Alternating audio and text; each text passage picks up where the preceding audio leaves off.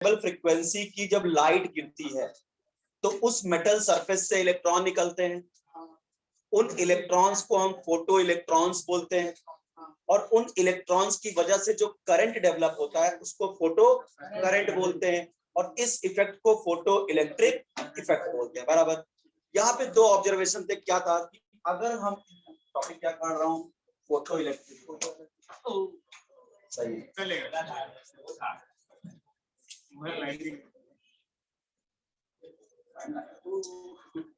Photo electric effect. यहाँ पे जो हर्ट्ज का जो ऑब्जर्वेशन था वो क्या था कि जब भी हम इंसिडेंट लाइट की जब हम फ्रीक्वेंसी बढ़ा रहे थे तो नंबर ऑफ इजेक्टेड इलेक्ट्रॉन्स बढ़ने चाहिए थे, बट बढ़ रही थी काइनेटिक एनर्जी। ठीक है, बढ़ क्या रही थी? काइनेटिक। ठीक है, और जब हम इंटेंसिटी बढ़ा रहे थे रेडिएशन की, इंटेंसिटी को जब हम बढ़ा रहे थे तो बढ़ना चाहिए था, इंटेंसिटी बढ़ाने पर काइनेटिक एनर्जी बढ़ना चाहिए, बट बढ़ रहा था नंबर ऑफ इजेक्टेड इलेक्ट्रॉन्स के नंबर बढ़ रहे थे। ठीक है, तो नंबर ऑफ इजेक्टेड इलेक्ट्रॉन्स बढ़ रहे थे अगर इंटेंसिटी बढ़ाने पर, जो कि नॉर्मली क्या होना चाहिए था, इसको बढ़ाने पर ये बढ़ना चाहिए और इसको बढ़ाने पे ये बढ़ना चाहिए। नॉर्मल जितना भी रूल्स उस समय थे उसके हिसाब से होना चाहिए था। तो इसको हर्ट्ज ने एक्सप्लेन कर नहीं पाया। मैंने बताया था 1887 में फोटो इलेक्ट्रिक इफेक्ट आया था और 1905 तक एक्सप्लेनेशन था नहीं इसका।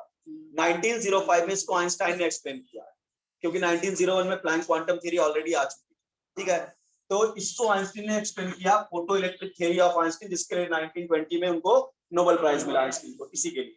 ठीक है, तो क्या होगा बेटा, Einstein theory of photo electric effect.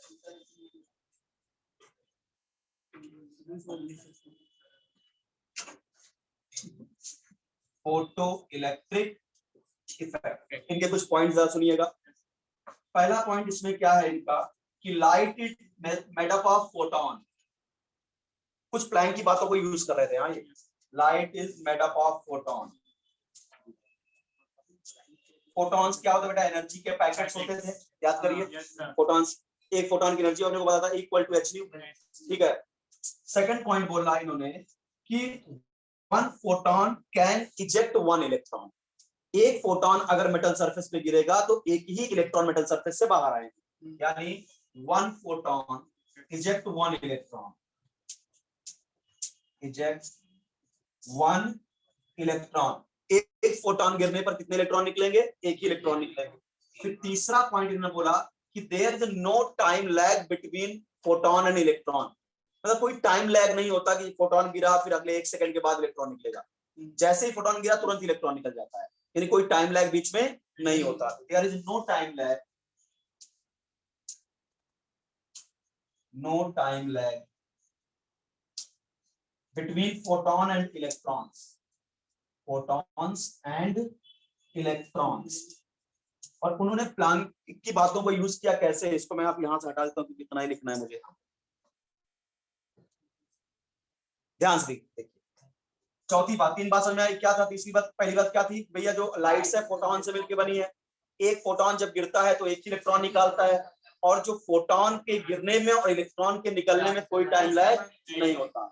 और चौथा पॉइंट जो आइंस्टाइन ने बोला अपने फोटो इलेक्ट्रिक थियरी में, चौथा पॉइंट क्या बोला कि जो भी इंसिडेंट रेडिएशन मेटल पे गिर रहे, जो भी भाई इंसिडेंट रेडिएशन वाला लाइट एनर्जी तो गिरा रहा ना बेटा। भाई आप क्या बोल रहे हो, जब लाइट गिरती है मेटल पे तब इलेक्ट्रॉन, फोटो इलेक्ट्रिक बोल रहे हो ना, यानी फोटॉन्स गिरेंगे तब इलेक्ट्रॉन्स निकलेंगे। तो इसका जो भी एनर्जी इंसिडेंट लाइट की वो क्या है, लाइट की energy equal to h nu हुई है वो एनर्जी। तो जितनी लाइट मेटल की सरफेस पे गिरती है ना, वो लाइट 2 पार्ट्स में डिवाइड होती है। इंसिडेंट एनर्जी, भाई क्या गिर रही है लाइट, लाइट में क्या है energy, equal to h nu। ठीक है, तो जितनी एनर्जी आपके इंसिडेंट मेटल की सरफेस से जो एनर्जी इंसिडेंट होती है वो 2 पार्ट्स में डिवाइड हो जाती है। जितनी एनर्जी गिरी है उसका कुछ पार्ट क्या होता है बेटा, इलेक्ट्रॉन को न्यूक्लियस की बाइंडिंग एनर्जी से बाहर निकालता है। सुबह भी ये बात बोला था मैंने। ठीक है, कि कुछ एनर्जी कहां खर्च होगी, इलेक्ट्रॉन को न्यूक्लियस की बाइंडिंग एनर्जी से बाहर निकालना, यानी न्यूक्लियस और इलेक्ट्रॉन में अट्रैक्शन होगा, तो उस अट्रैक्शन को तोड़ के इलेक्ट्रॉन को बाहर निकालने के लिए। ठीक है, एक बार इलेक्ट्रॉन बाहर निकल गया, फिर अब देखो एक बार इलेक्ट्रॉन बाहर निकला बाइंडिंग एनर्जी क्रॉस करके, अब जितनी बची हुई एनर्जी, मान लो सपोज करो कि इंसिडेंट रेडिएशन में सपोज करो 10 इलेक्ट्रॉन वोल्ट की एनर्जी थी, ठीक है, उसमें से 2 इलेक्ट्रॉन वोल्ट एनर्जी खर्च हो गई मेटल से इलेक्ट्रॉन को पहले बाहर करने में, यानी वो इलेक्ट्रॉन को न्यूक्लियस के प्यार से निकालने में, ठीक है। उसके बाद जो 8 इलेक्ट्रॉन वोल्ट बचा वो कहां जाएगी, वो जाएगी उस इलेक्ट्रॉन को काइनेटिक एनर्जी प्रोवाइड करेगी, जिससे इलेक्ट्रॉन भागेगा। बात समझा ना, क्योंकि अगर सिर्फ मैं निकाल दिया और भगा नहीं पाया इलेक्ट्रॉन को तो करंट कैसे ट्रेवल करेगा। बात समझा क्या? तो जो भी इंसिडेंट एनर्जी है वो 2 भागों में बंटती है। एक को बोलते हैं अपन लोग क्या, कि क्या कहां पे जाएगी, एक मेटल से इलेक्ट्रॉन को बाहर निकालने में, यानी न्यूक्लियस की बाइंडिंग एनर्जी को बीट करती है एक एनर्जी, जिससे इलेक्ट्रॉन क्या होता है, बाहर आ जाता है। फिर जितनी बची हुई एनर्जी है, अब सारी एनर्जी क्या, काइनेटिक एनर्जी, दोनों एनर्जी होनी चाहिए। अब सपोज कर लो किसी मेटल का वर्क फंक्शन ही 10 इलेक्ट्रॉन वोल्ट है, 10 इलेक्ट्रॉन वोल्ट, यानी उसमें 10 इलेक्ट्रॉन वोल्ट लगेगा, तुमको इलेक्ट्रॉन निकाल लेगा, तुम 10 इलेक्ट्रॉन वोल्ट ही डाल रहे हो बस। इंसिडेंट लाइट में कितनी एनर्जी है, 10 इलेक्ट्रॉन वोल्ट, और मेटल का वर्क फंक्शन भी कितना है, 10 इलेक्ट्रॉन। वर्क फंक्शन का मतलब होता है the minimum energy required to remove an electron from metal, ठीक है। तो मतलब समझिएगा कि जो हमने इंसिडेंट एनर्जी थी हमारी EI, इंसिडेंट एनर्जी जो सनलाइट गिर रही थी मेटल पे, वो 2 भागों में बटी। एक को अपन लोग बोलते हैं फाई और दूसरे को बोलते हैं काइनेटिक एनर्जी। ये फाई जो है इसको बोलते हैं वर्क फंक्शन, यानी ये वो एनर्जी है, इसमें इस टोटल एनर्जी का वो पार्ट जो इलेक्ट्रॉन को न्यूक्लियस की बाइंडिंग से बाहर निकाला। बात समझिएगा अच्छे से, ठीक है। यानी वो एनर्जी है जो न्यूक्लियस से इलेक्ट्रॉन को खींच के बाहर निकाला। मतलब कुछ ऐसा समझो, ये मेटल है, मेटल्स में इलेक्ट्रॉन होंगे, तो अब इलेक्ट्रॉन पहले यहां से निकल के मेटल की सरफेस तक आएगा, तो ये एनर्जी है फाई। मान लो टोटल हमने कितना दिया, 10 इलेक्ट्रॉन वोल्ट, 10 में से 2 इलेक्ट्रॉन वोल्ट में ये काम हुआ, अब बचा कितना, 8। वो 8 इलेक्ट्रॉन वोल्ट इस इलेक्ट्रॉन को भगाएगा, तो ये काइनेटिक एनर्जी, समझा ना। ये जितनी भी इंसिडेंट रेडिएशन गिरेगी वो 2 भागों में बटेगी, पहला work function of the metal में जाएगा और दूसरा क्या होगा, काइनेटिक एनर्जी। तो ये फाई, और ये मिनिमम होगा बेटा और ये मैक्सिमम होगा। भाई मिनिमम, भाई ये क्या है, फाई क्या है, वर्क फंक्शन, वर्क फंक्शन क्या था, minimum amount of energy required. तो अगर मैं मान लो मिनिमम एनर्जी है 2 वोल्ट, तो मैं 2 तो डालूंगा नहीं, मैं 2 से ज्यादा ही डालूंगा ना भाई, मिनिमम प्लस कुछ और एक्स्ट्रा दूंगा तभी तो भागेगा ना। जब तक इलेक्ट्रॉन भागेगा नहीं तब तक फोटो करंट डेवलप कैसे हो। अगर सिर्फ मैं इसका फाई के बराबर ही मान लो 10 इलेक्ट्रॉन, 2 इलेक्ट्रॉन वोल्ट से इलेक्ट्रॉन बाहर निकलता है, और मैंने टोटल इंसिडेंट ही कितना डाला, 2, तो ये काम तो हो जाएगा, बट इलेक्ट्रॉन दौड़ेगा क्या, नहीं, तो फोटो करंट चलेगी क्या, नहीं। बात समझ में आ रही है क्या, ठीक है। तो इसका मतलब क्या हो जाएगा बेटा, फाई मिनिमम और काइनेटिक मैक्सिमम बराबर। इसको बोलते हैं बेटा EI क्या है, energy of incident radiation, energy of incident radiation, incident radiation. Phi को बोलते हैं वर्क फंक्शन, क्या बोलते हैं, वर्क फंक्शन ऑफ मेटल। और वर्क फंक्शन ऑफ मेटल क्या होता है, the minimum amount of energy required to remove electron from binding of nucleus. यानी ये क्या होता है, work function, the minimum amount of energy, the minimum amount of energy required to remove an electron, to remove an electron from binding of nucleus, binding of nucleus, ठीक है। इसको बोलते हैं वर्क फंक्शन। वर्क फंक्शन को बेटा phi से भी denote करते हैं, W से भी डिनोट करते हैं, W नॉट से भी डिनोट करते हैं, डिपेंड करेगा कहाँ क्या किस बुक में क्या लिखा है, ठीक है। तो तीनों वर्क फंक्शन के रिप्रेजेंटेशन समझ में आ रहा है क्या। अच्छा, तो ये 2 बातें पहले समझा क्या, कि चारों पॉइंट समझे आइंस्टीन के पहले, कि भैया जो लाइट होती है किससे मिलकर बनी है, फोटॉन से। एक फोटॉन गिरता है तो एक इलेक्ट्रॉन निकलता है, ठीक है। और फोटॉन के गिरने और इलेक्ट्रॉन के निकलने के बीच कोई टाइम लैग नहीं होता, और जितना भी एनर्जी हमने भेजा है वो 2 भागों में बढ़ जाती है। कुछ एनर्जी, जितनी इंसिडेंट एनर्जी गई उसका कुछ पार्ट क्या करता है, मेटल से इलेक्ट्रॉन को बाहर निकालता है, न्यूक्लियस की बाइंडिंग एनर्जी को बीट करवाता है, बाकी जो बची हुई एनर्जी हो इलेक्ट्रॉन को काइनेटिक एनर्जी प्रोवाइड करता है। इतनी बात अच्छे समझ में आ गई। चलो अब इसी को देखो आइंस्टीन ने कैसे चेंज कर दिया। अच्छा, क्या हमें लाइट ही गिराया, लाइट, तो क्या लाइट की एनर्जी होती है h न्यू, पढ़ा है ना प्लैंक क्वांटम थ्योरी, लाइट की एनर्जी 5 भी, इसको लिखूंगा h new naught plus kinetic energy. ये पहला इक्वेशन बना फोटो इलेक्ट्रिक इफेक्ट का, ठीक है। तो यहाँ पे न्यू क्या है, this is the frequency of incident radiation. ये क्या है, न्यू क्या है यहाँ पे बेटा, frequency of incident radiation. Frequency of incident radiation, बहुत ध्यान समझिएगा। और यहाँ पे एस तो जानते हो ना, प्लैंक कांस्टेंट, और न्यू नॉट क्या, थ्रेशोल्ड फ्रीक्वेंसी, इसे क्या बोलेंगे, थ्रेशोल्ड फ्रीक्वेंसी। थ्रेशोल्ड फ्रीक्वेंसी यानी थ्रेशोल्ड फ्रीक्वेंसी का मतलब कितनी मिनिमम फ्रीक्वेंसी चाहिए इलेक्ट्रॉन को बाहर निकालने के लिए, that is called threshold frequency.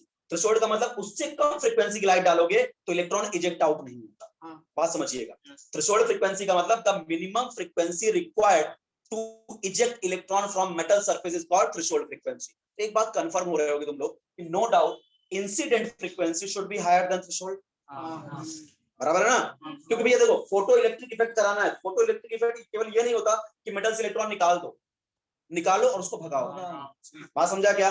तो अगर तुम न्यू और न्यू नॉट बराबर किए, इलेक्ट्रॉन तो निकलेगा पर भागेगा नहीं, तो फोटो इलेक्ट्रिक इफेक्ट होगा ही नहीं। इसका मतलब अगर ये इससे ज्यादा होगा तो क्या होगा, कुछ इससे, मान लो इसका थ्रेशोल्ड फ्रीक्वेंसी है 10 इलेक्ट्रॉन वोल्ट, ठीक है, तुमने डाला 15 इलेक्ट्रॉन वोल्ट की लाइट, तो 10 कहां चला गया, इलेक्ट्रॉन निकालने, 5 काइनेटिक देगा और फोटो इलेक्ट्रिक इफेक्ट दिखेगा आपको। बात समझ में आ रहा है क्या?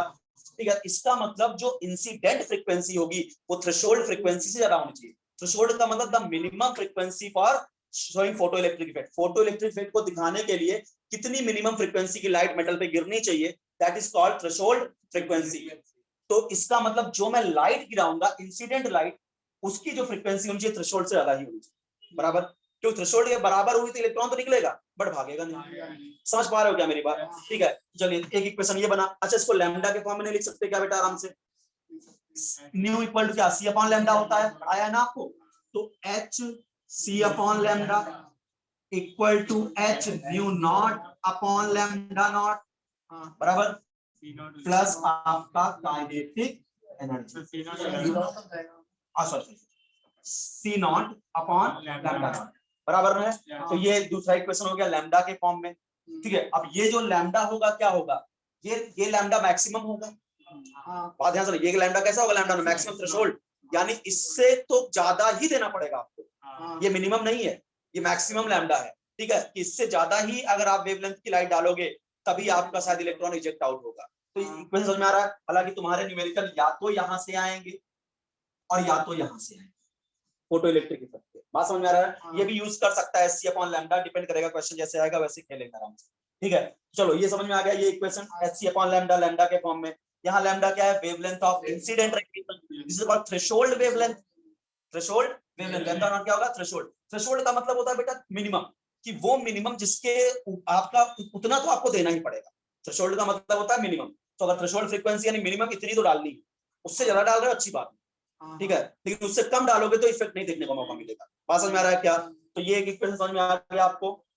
बताओ, इतने में कोई डाउट है किसी को? पूरा फोटो इलेक्ट्रिक इफेक्ट इतना समझा आपको? आप कुछ ग्राफ समझेंगे हम लोग इसके, ठीक है। अच्छा, तो अब यहां से बात प्रूफ भी हो गई। अगर आप ध्यान करो, ऑब्जर्वेशन क्या था हर्ट्ज का, कि जब भी हम इंसिडेंट लाइट की फ्रीक्वेंसी बढ़ा रहे थे तो क्या काइनेटिक एनर्जी बढ़ रही थी? क्या क्या साफ साफ अपने दिखने लगा क्या? बस प्रूफ कर दिया, इसलिए नोबेल प्राइज लेके गए। बात समझा क्या? ठीक है,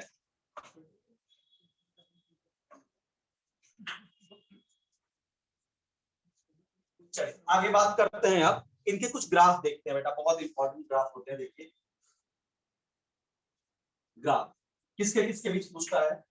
पहला graph kinetic energy versus frequency के बीच पूछेगा, काइनेटिक एनर्जी वर्सेस फ्रीक्वेंसी, इसमें ग्राफ प्लॉट करना है फोटो इलेक्ट्रिक इफेक्ट के अकॉर्डिंग। तो अपने पास इक्वेशन क्या, पहले इक्वेशन अपने पास है H nu equal to H nu naught plus kinetic energy, ठीक है। इसी से अपने को ग्राफ निकालना है इसका। इसका मतलब क्या, kinetic energy equal to H nu minus H nu naught लिख सकता हूं। अब इसको y equal to mx plus c के फॉर्म में चेंज करो। काइनेटिक एनर्जी आपकी x एक्सिस पे है क्या, ठीक है। अब इतना समझो, जो भी देख लो आप इसको y और x एक्सिस, इसको क्या कर लो तो यहाँ पे डाउट ना, और यहाँ पे लिखता हूं न्यू, ठीक है। चलिए, तो अब देखिए यहाँ पे ये क्या हो गया, काइनेटिक एनर्जी बेटा y, आराम समझ में आ जाएगा। ये क्या हो गया h, तो ये क्या हो गया m स्लोप, और ये क्या हो गया आपका c, y equal to mx plus c के फॉर्म में चेंज हो गया। अच्छा, एक साफ साफ बात दिख रही है, काइनेटिक एनर्जी और फ्रीक्वेंसी एक दूसरे डायरेक्टली प्रोपोर्शनल है। यहाँ से देखो बेटा, इस इक्वेशन अगर गौर से देखो तो kinetic energy directly proportional to nu दिख रहा है क्या? इसका मतलब अगर फ्रीक्वेंसी बढ़ाऊंगा तो काइनेटिक एनर्जी बढ़ेगी। तो ग्राफ तो हो गया straight line, y directly proportional to x, graph straight line, origin से तो पास करेगा नहीं क्योंकि इंटरसेप्ट जीरो नहीं है। इंटरसेप्ट जीरो हो तो यहां पास कर देता मैं। अब देखो आपका इंटरसेप्ट कैसा? नेगेटिव। इंटरसेप्ट यहाँ स्लोप में इंटरसेप्ट नेगेटिव है, बड़ा प्यारा ग्राफ होता है। यहां से आएगा ये ग्राफ जाएगा क्योंकि इंटरसेप्ट ही क्या है आपका? नेगेटिव है। और ये वो एनर्जी है, ये वो फ्रीक्वेंसी है न्यू नॉट। एक बार ये अचीव हुई ना, उसके बाद तो फोटो इलेक्ट्रिक इफेक्ट होगा ही ना। बात समझा क्या? ये हो गया आपका क्या? New not. और कोई मुझे स्लोप बता दो, तो स्लोप के लिए क्या है? h टाइम कांस्टेंट के बराबर। बताओ ग्राफ समझा कि नहीं? ये y यहाँ बेटा काइनेटिक एनर्जी, न्यू क्या था? x था। साफ साफ दिख रहा है y directly proportional to x, तो ग्राफ हो गया स्ट्रेट लाइन। अब c अगर जीरो होता तो मैं ओरिजिन से पास कर देता, c जीरो नहीं तो ओरिजिन से पास नहीं होगा। स्लोप तो पॉजिटिव है, टेंशन नहीं है, पर इंटरसेप्ट नेगेटिव है। इंटरसेप्ट होता है क्या? y एक्सिस पे कहां पे कट करेगा ना ग्राफ। तो अब अगर ये पॉजिटिव होता तो ग्राफ कैसे कट करता? कुछ ऐसे, अगर पॉजिटिव भी होता या फिर ऐसे, बराबर। लेकिन अपना तो इंटरसेप्ट ही नेगेटिव है तो ग्राफ नीचे से आएगा, तो यहां से बढ़ता हुआ जाएगा। इस ये क्या है? थ्रेशोल्ड फ्रीक्वेंसी पूरी। एक बार थ्रेशोल्ड अचीव हो गई, यहां दे दिया, उसके बाद इफेक्ट हो गया। बात समझा क्या? तो ये ग्राफ आएगा काइनेटिक एनर्जी वर्सेस फ्रीक्वेंसी। तो आप देखिए फ्रीक्वेंसी बढ़ाया तो काइनेटिक एनर्जी बढ़ गई। समझ में आ गया क्या? दूसरा ग्राफ देखो, सेकंड ग्राफ। सेकंड है अपने पास काइनेटिक एनर्जी वर्सेस इंटेंसिटी। इधर लिया इंटेंसिटी, इधर लिया काइनेटिक एनर्जी। तो आई होप इंटेंसिटी बढ़ाने पे तो नंबर ऑफ इजेक्टेड इलेक्ट्रॉन बढ़ते हैं, इसका मतलब इंटेंसिटी बढ़ाने पे काइनेटिक एनर्जी पे कोई फर्क नहीं पड़ेगा। इसका मतलब ऐसा ग्राफ। बात समझा ना? क्योंकि इंटेंसिटी बढ़ाने पर नंबर ऑफ इजेक्टेड इलेक्ट्रॉन्स बढ़ते थे, ठीक है। इसीलिए ये बिल्कुल कांस्टेंट रहेगा, बिल्कुल क्या रहेगा? कांस्टेंट, ठीक है। लेकिन ये सब बात तभी तक सही होगा, तभी तक सही होगा जब new is greater than new not होगा। अब ऐसा है ही नहीं तो फोटो इलेक्ट्रिक इफेक्ट ही नहीं होगा ना। बात समझा क्या? चलिए तीसरा ग्राफ देखिए। तीसरा दिया आपने को frequency versus photo current. Photo current, एक बात बताओ बेटा, फ्रीक्वेंसी बढ़ाने पर क्या बढ़ता? Kinetic energy. काइनेटिक एनर्जी बढ़ती है, ठीक है। लेकिन काइनेटिक एनर्जी और फोटो करंट में क्या रिलेशन है भाई? फोटो करंट तो डिपेंड करेगा नंबर ऑफ इलेक्ट्रॉन कितने निकल रहे हैं। अगर नंबर ऑफ फोटो इलेक्ट्रॉन्स ज्यादा निकलेंगे तभी तो काइनेटिक एनर्जी चेंज होगी ना। इंटेंसिटी बढ़ाओगे तो नंबर ऑफ फोटो इलेक्ट्रॉन्स बढ़ेंगे, नंबर ऑफ फोटो इलेक्ट्रॉन्स बढ़ेंगे तो फोटो करंट भी बढ़ेगा। तो इधर लिख रहा है फोटो करंट और इधर लगा फ्रीक्वेंसी। तो फ्रीक्वेंसी और फोटो करंट का मतलब क्या है? ऐसा कोई रिलेशन नहीं है फ्रीक्वेंसी का। फ्रीक्वेंसी बढ़ाने पर क्या बढ़ेगा? तो काइनेटिक एनर्जी बढ़ेगा ना। अगर फ्रीक्वेंसी बढ़ाने पर नंबर ऑफ इलेक्ट्रॉन्स बढ़ जाते तो शायद ग्राफ ये ऐसा चला जाता। बात समझा क्या? अगला ग्राफ देखिए, यहां पे ले लिया मैंने इंटेंसिटी और यहां पे ले लिया फोटो करंट। आप बताओ ग्राफ कैसा आएगा? इंटेंसिटी बढ़ाने पर नंबर ऑफ फोटो इलेक्ट्रॉन्स बढ़ जाते हैं, फोटो इलेक्ट्रॉन्स बढ़ेंगे तो क्या करंट भी तो बढ़ जाएगी ना। आप ग्राफ आएगा कैसे? बात समझा ना? ये चार ग्राफ होते हैं जो फोटो इलेक्ट्रिक इफेक्ट से पूछे जाते हैं। समझ में आया? ध्यान रखेंगे इसको। चलिए अब बात आता है भाई फोटो इलेक्ट्रिक कब होगा कब नहीं होगा, ये कैसे पता करें? ठीक है, जरा ध्यान दो। एक कंडीशन तुमको समझ में आ गई है, ये वाली exhibition of photo electric effect.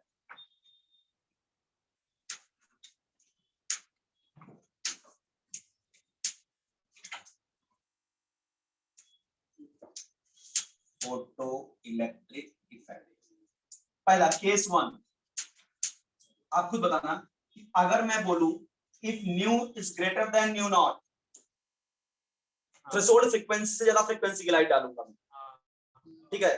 तो अपने को पता है फ्रीक्वेंसी ज्यादा तो एनर्जी ज्यादा, या इक्वल टू एच न्यू। तो अगर फ्रीक्वेंसी ज्यादा तो एनर्जी ज्यादा, इसका मतलब क्या? इंसिडेंट एनर्जी काफी ज्यादा होगी फाई से।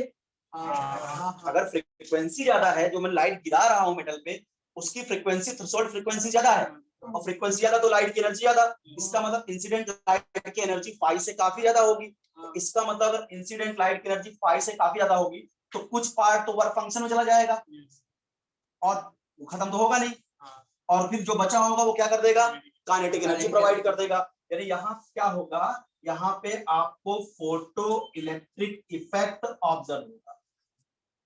बराबर, ठीक है, क्योंकि इजेक्टेड इलेक्ट्रॉन के पास कुछ ना कुछ काइनेटिक एनर्जी हो, ठीक है। अगर इजेक्टेड इलेक्ट्रॉन के पास काइनेटिक एनर्जी नहीं होगी तो फोटो इलेक्ट्रिक इफेक्ट नहीं होगा। और इजेक्टेड इलेक्ट्रॉन के पास काइनेटिक एनर्जी क्यों है? रीजन क्या है? आपकी जो इंसिडेंट फ्रीक्वेंसी है थ्रेशोल्ड से ज्यादा है। थ्रेशोल्ड का मतलब केवल कितना इलेक्ट्रॉन निकले उतनी ही लाइट की एनर्जी डालो, लेकिन हमने उससे ज्यादा एनर्जी डाली है, तो एक इलेक्ट्रॉन निकालेगा भी और जो एनर्जी बचेगी उससे इलेक्ट्रॉन भागेगा भी, इसलिए फोटो इलेक्ट्रिक इफेक्ट दिखेगा।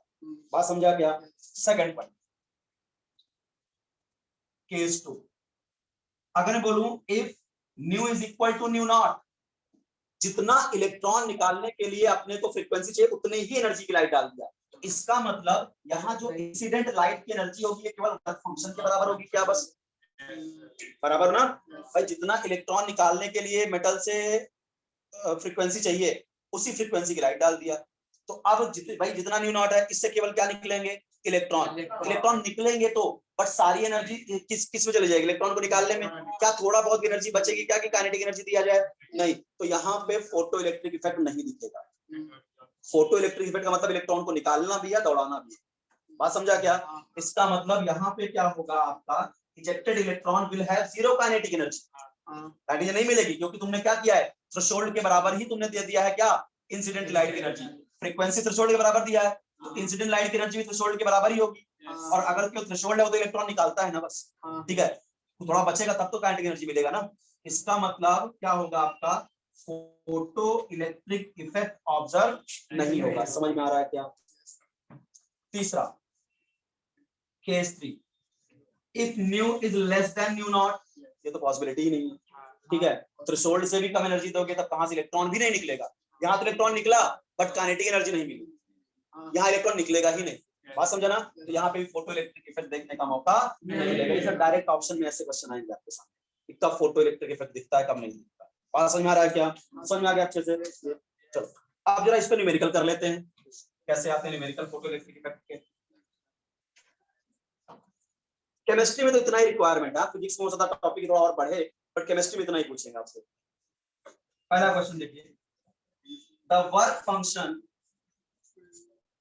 बहुत प्यारा क्वेश्चन देखिए, the work function of some metal is,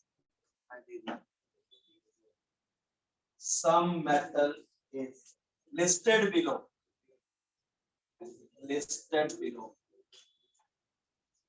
the number of metal which will show photoelectric effect, the number of metal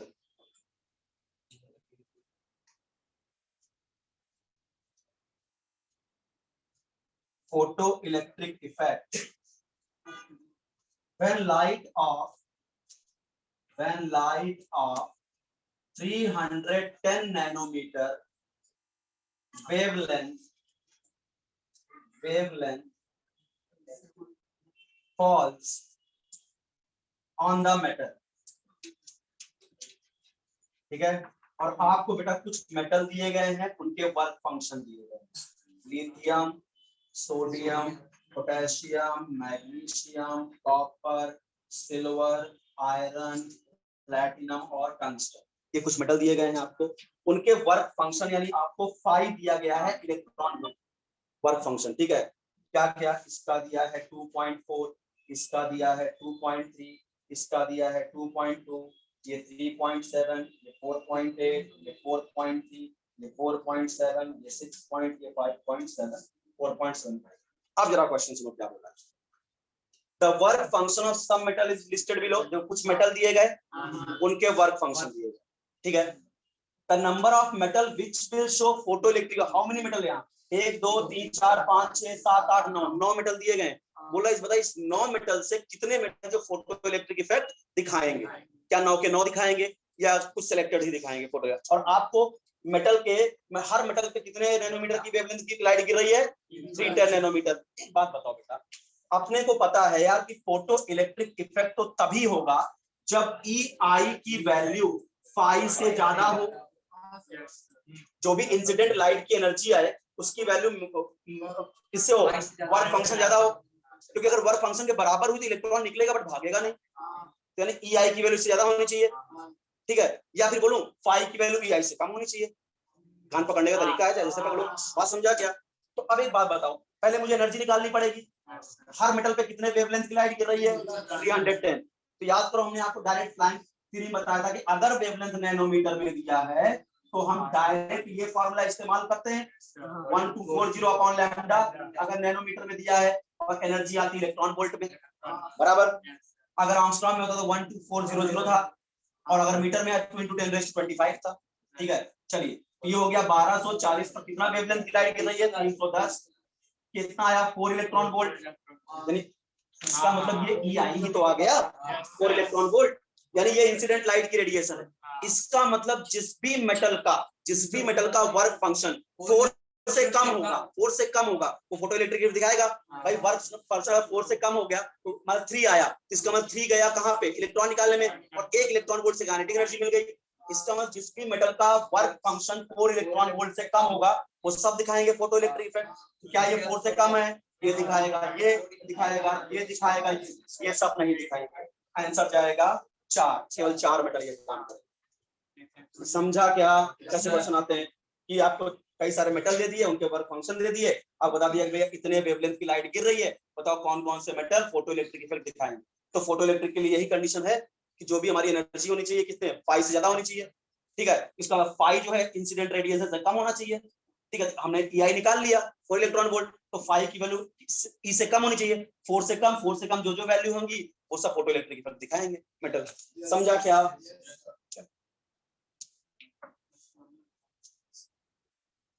length पे मत जाया करो क्वेश्चन, लिखा काफी ज्यादा है। ठीक है, अगला क्वेश्चन देखो। एक टॉपिक और इसमें बच जाता है बेटा, स्टॉपिंग पोटेंशियल, इसको भी कवर कर लेता हूं। स्टॉपिंग पोटेंशियल क्या होता है? इसको अपन लोग ऐसे डिनोट करते हैं P0 से। देखो, जो इलेक्ट्रॉन भाग रहा था, ठीक है, रिवर्स कितना पोटेंशियल अप्लाई कर दूं कि इलेक्ट्रॉन रुक जाए। जो इलेक्ट्रॉन भाग रहा था, याद करो हमने EI दिया था, इलेक्ट्रॉन पहले निकला फाई से और काइनेटिक एनर्जी से भाग रहा था। उस इलेक्ट्रॉन पे कितना रिवर्स पोटेंशियल अप्लाई कर दूं, the minimum potential applied to stop the phenomena of photoelectric effect is called stopping potential. भाई फोटो इलेक्ट्रिक इफेक्ट कब रुक जाएगा? जब इलेक्ट्रॉन चलना बंद कर देगा, बराबर है कि नहीं? तो क्या होता है stopping potential? The minimum potential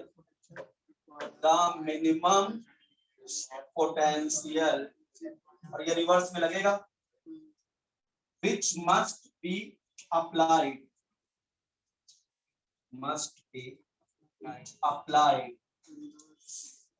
to stop photoelectric effect या to stop इलेक्ट्रॉन लिख दो। भाई इलेक्ट्रॉन रुक गया तो फिर कहां फोटो करंट ट्रेवल करेगी? ठीक है, तो जो इलेक्ट्रॉन भाग रहा था उसमें कितना मैं रिवर्स पोटेंशियल अप्लाई कर दूं कि वो भागना ही बंद कर दे। इलेक्ट्रॉन भागना बंद कर दोगे तो क्या हो जाएगा? आपका फोटो इलेक्ट्रिक इफेक्ट होना बंद हो जाएगा। इसकी वैल्यूज क्या होती है जरा सुन लो, कुछ नहीं है, आप अपने को पता है बेटा काइनेटिक एनर्जी और उसमें क्या रिलेशन होता था, याद करो हमने पढ़ाया था आपको वहां पे कि Q × V, याद आ रहा है? क्या होता है? चार्ज इनटू पोटेंशियल, ये तो ना काइनेटिक एनर्जी। एक बात बताओ, स्टॉपिंग पोटेंशियल अगर मैं Q, कौन भाग रहा है? इलेक्ट्रॉन। तो स्टॉपिंग पोटेंशियल क्या इसको E लिख सकता हूं? भाई इलेक्ट्रॉन पे चार्ज क्या होता है? E - E into V0 क्या is equal to kinetic energy. बस हो गया, अब यहाँ से स्टॉपिंग पोटेंशियल निकाल सकते हैं। बात समझा ना? EV0 equal to kinetic energy. ठीक है, अब क्वेश्चन करें। ये टॉपिक का ही बता दिया आपको स्टॉपिंग पोटेंशियल क्या होता है। चलिए, तो क्वेश्चन बच गया, इसको भी कर लेते हैं, बहुत ध्यान से समझिएगा। कैलकुलेट, आराम से देखिए, calculate kinetic energy of an electron, kinetic energy of an electron emitted when radiation of frequency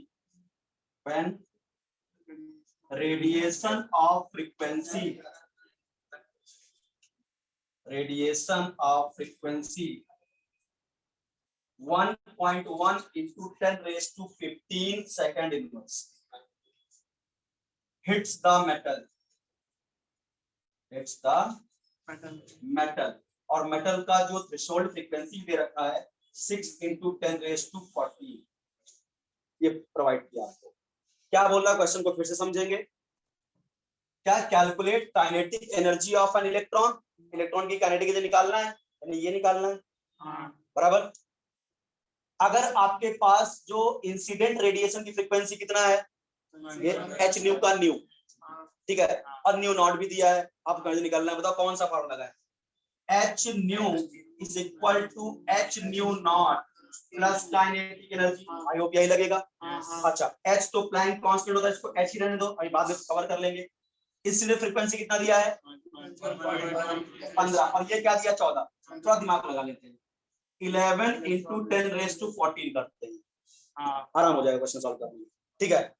और ये h, और ये कितना दिया है 6 into 10⁻14 प्लस काइनेटिक एनर्जी, इसको इधर लाके माइनस कर ले, यानी अब देखो अगर यहाँ पे इसको कॉमन लेके इसको माइनस कर लूंगा ना, इसको इधर बुलाऊंगा, h कॉमन निकल जाएगा, और 11 में से चले जाएंगे, कितने बचेंगे बताओ 5, और इनटू क्या 10⁻14, 10 क्या हो जाएगा 14, ये हो गया, इज इक्वल टू क्या बचेगा आपका काइनेटिक एनर्जी, बराबर ना। अब बताइए यहाँ से काइनेटिक एनर्जी अगर अपने को निकालना है तो काइनेटिक एनर्जी इक्वल टू क्या हो जाएगा, बस इसको मल्टीप्लाई कर दो h से, तो 5 into 10⁻14 प्लस h क्या होता है 6.6 into 10⁻−34, यानी 5 into 6.6, और ये 10 कितना हो जाएगा -20।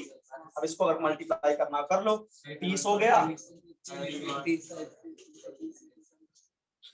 31 हो गया काइनेटिक एनर्जी। समझा क्या, आया क्वेश्चन समझ में कैसे निकाला, थोड़ा सा ही ट्रिक था, देखो ऐसे ऐसे जब करना होता है ना, तो यही सब जो बातें मैं बताता हूँ यही तुमको वहां लगाना है। अगर तुम इसको 1.1 रखते तकलीफ में रहते बार बार यार कैसे करें क्वेश्चन, बड़ा किया यहाँ 14 इसको 14 बनाया, इससे आसान हो गया क्वेश्चन करना, ठीक है। चलिए अगला क्वेश्चन देख लो, एक लास्ट फोटोइलेक्ट्रिक इफेक्ट का। अपने को बोला बेटा यहाँ पे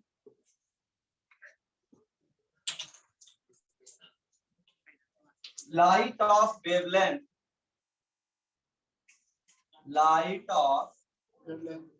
wavelength 310 nanometer is used in